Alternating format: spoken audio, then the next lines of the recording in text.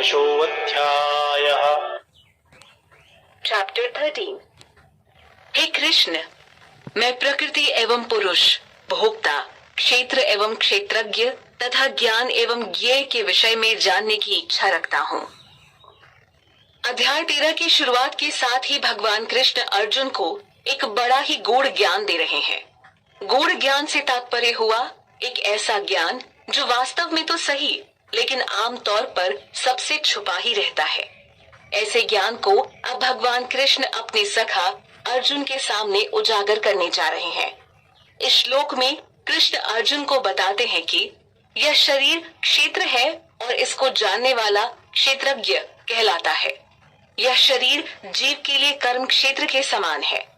जैसे कि इस अध्याय का नाम ही क्षेत्रज्ञ विभाग योग है, तो आगे इसमें हमें क्षेत्र और क्षेत्रज्ञ के बारे में जानने को मिलेगा।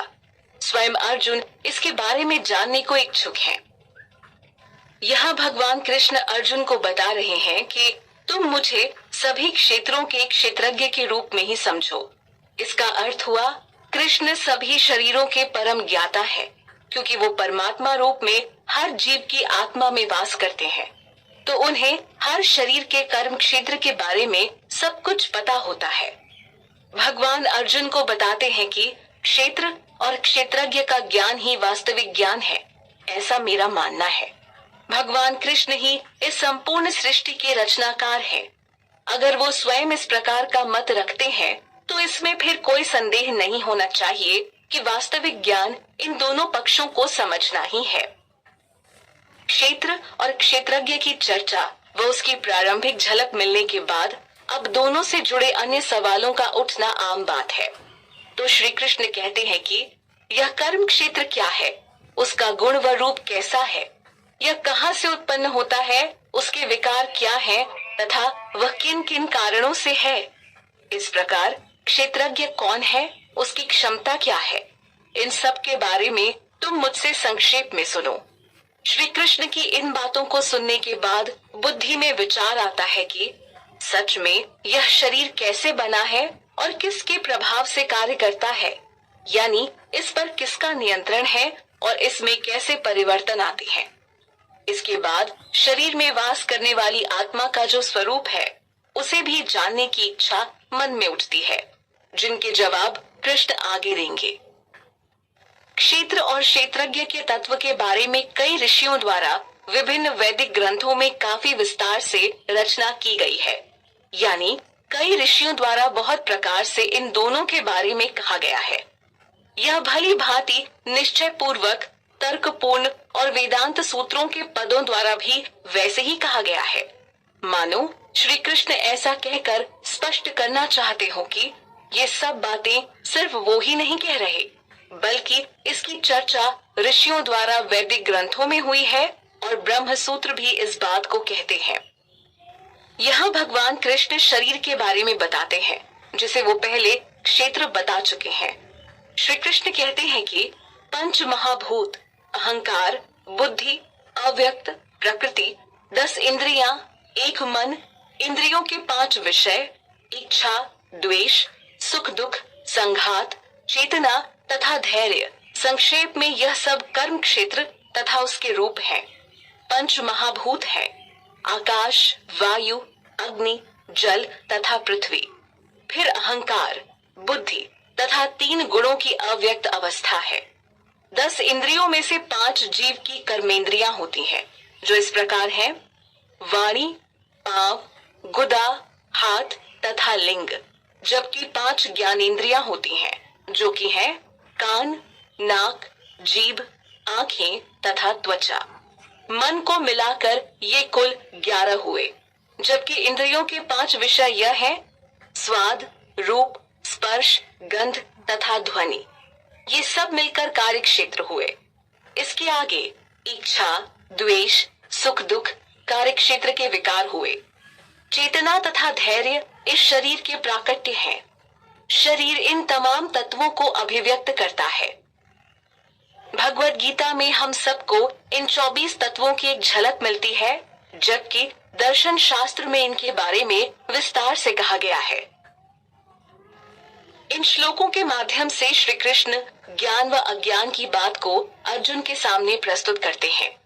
ज्ञान और अज्ञानता दोनों का ज्ञान होना सबके लिए आवश्यक है, ताकि व्यक्ति इस ज्ञान की मदद से स्थिर मन, शांति व खुशी को प्राप्त कर सके, क्योंकि इनके अभाव में ही जीवन नर्क के समान दिखने लगता है।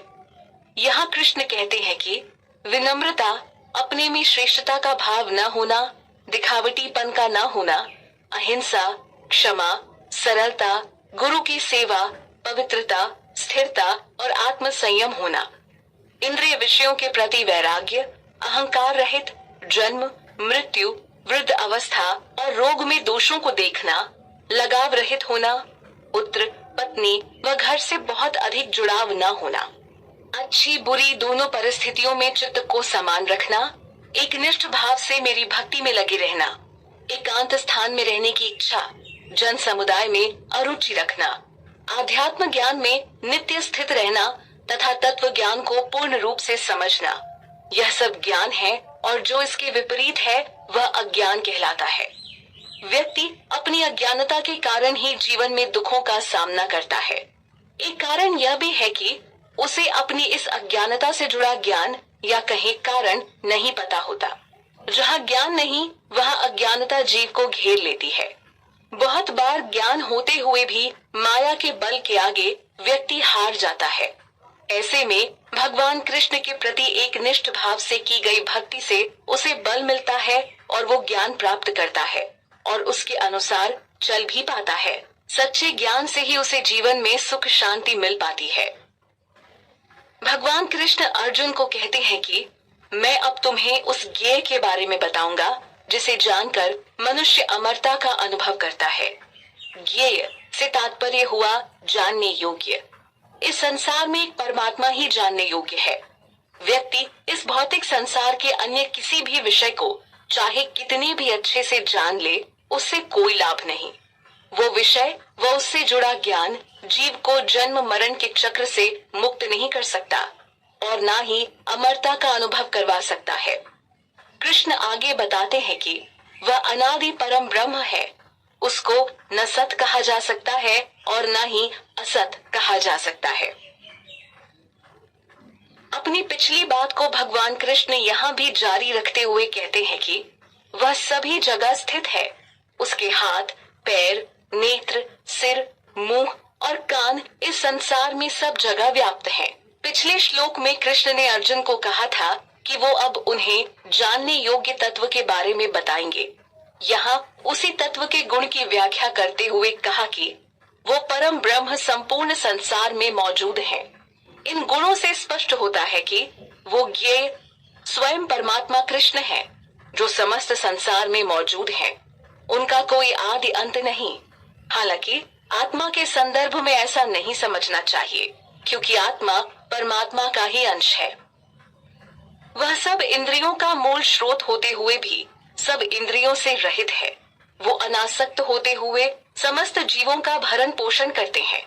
वे गुणों से रहित होते हुए उन गुणों के भोगता भी हैं। ये प्रकृति के वो ही 3 गुण हैं जिनके अधीन हर जीव कार्य करता है, लेकिन परमात्मा पर इन गुणों का कोई असर नहीं होता। भौतिक धरातल पर जीव अपनी इंद्रियों के अधीन रहता है, तो वहीं दूसरी तरफ ईश्वर की इंद्रियां दिव्य होती हैं। हर जीव अपनी इंद्रियों की संतुष्टि हेतु स्वयं के भरण पोषण में लगा होता है, जिसके लिए वो पूरे जीवन कठिन मेहनत करता है। लेकिन भगवान बड़े ही सरलता से एक नहीं अपितु असंख्य जीवाओं का एक साथ भरण पोषण करते हैं, जबकि इसमें उनका कोई स्वार्थ जुड़ा नहीं होता। परमात्मा अनासक्त भाव से अपने हर कार्य को कर जाते हैं। अध्याय के 12वें श्लोक में कृष्ण ने अर्जुन को कहा था कि मैं अब तुम्हें ज्ञेय यानी जो जानने योग्य है के बारे में कहूंगा। इस श्लोक में कृष्ण कहते हैं कि वो परम ज्ञेय इतना सूक्ष्म है कि उसे भौतिक इंद्रियों की मदद से जाना भी नहीं जा सकता। इसका कारण है कि जीव की भौतिक इंद्रियां अपूर्ण होती हैं और गलतियां करने की संभावना रखती है। कृष्ण बताते हैं कि वो समस्त प्राणियों के अंदर बाहर वास करते हैं, जो अत्यंत दूर रहते हुए भी हर जीव के पास हैं। वो भौतिक दुनिया और आध्यात्म दुनिया दोनों में व्याप्त है। वेद शास्त्रों ने भी इन बातों की पुष्टि की है। एक शुद्ध भक्त द्वारा ईश्वर को देखा व अनुभव किया जा सकता है, लेकिन भौतिक चेतना से पूर्ण व्यक्ति जिसके दिल में भगवान के लिए तनिक भी प्रेम नहीं, उसके लिए ये संभावना नहीं होती। वो परमात्मा स्वयं एक रूप होते हुए भी अनेक प्राणियों में अनेक रूप में उपस्थित है, लेकिन उनका वास्तविक रूप एक ही है। हमें उसे अलग अलग नहीं समझना चाहिए। वो ही हर जीव को उत्पन्न करने वाले हैं, उनका भरण पोषण करने वाले हैं और उनका संहार करने वाले भी वो ही हैं। यानी हर जीव के जीवन का आधार वो परमात्मा ही है। वो ही सबके अंदर वास करने वाली चेतना है। उदाहरण के तौर पर सूर्य को देखा जा सकता है, जिसकी अनुभूति अनेक लोगों को अलग अलग स्थान से होती है। सूर्य की पहुंच सबके लिए एक समान है। भगवान कृष्ण उस ज्ञेय तत्व के बारे में कहते हैं कि वो ज्योतियों की भी ज्योति है और अज्ञान रूपी अंधकार से परे है। वह ज्ञान स्वरूप, जानने योग्य और ज्ञान की मदद से जानने योग्य है। वह हर जीव के हृदय में उपस्थित है। यहाँ भगवान द्वारा बताया गया है कि वो ज्योतियों की भी ज्योति है।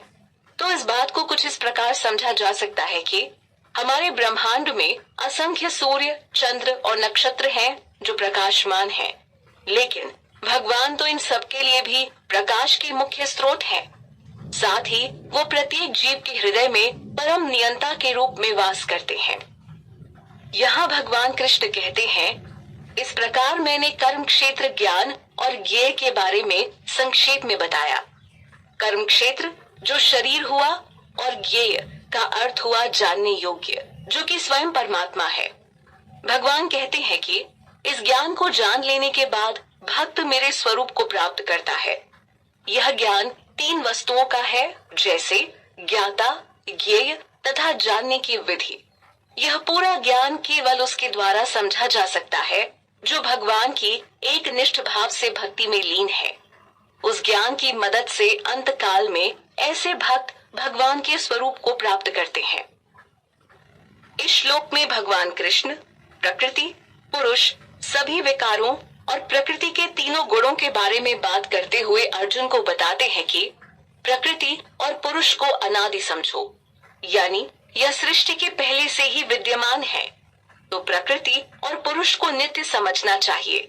हालांकि आज का आधुनिक विज्ञान जगत व अन्य कुछ लोग इसके आदि अंत की धारणा पर विश्वास रखते हैं, लेकिन यहाँ खुद भगवान इस बात की पुष्टि करते हैं कि यह दोनों नित्य हैं और भगवान से ही उत्पन्न होते हैं। कृष्ण साथ ही यह भी कहते हैं कि सभी विकार और तीनों गुण प्रकृति से ही उत्पन्न होते हैं। जीव भगवान का ही अंश है, लेकिन भौतिक जगत और माया के बल से वो ईश्वर के साथ अपने इस नित्य लो बैटरी जीव। श्लोक संख्या 19 में श्री कृष्ण ने बताया कि सभी विकार और तीनों गुण प्रकृति से ही उत्पन्न होते हैं। 3 गुणों को हम रजोगुण, तमोगुण और सतोगुण के रूप में जानते हैं, जो प्रकृति से आते हैं। अब इस श्लोक में भगवान बताते हैं कि प्रकृति में स्थित पुरुष प्रकृति से उत्पन्न गुणों को भोगता है। इन तीनों गुणों के कारण ही जीव उच्च या निम्न योनियों में जन्म लेता है। जन्म मरण के चक्र से मुक्ति का मार्ग सुझाया है और कहा है कि जिस मनुष्य ने प्रकृति, जीव तथा प्रकृति के गुणों को तत्व सहित अच्छे से जान लिया, वो हर प्रकार के कर्म करते हुए भी पुनः जन्म नहीं लेता है। यानी इन तत्वों का ज्ञान होने के बाद वो भौतिक धरातल पर होते हुए भी मुक्त अवस्था में आ जाता है और फिर वो जन्म मरण के चक्र से भी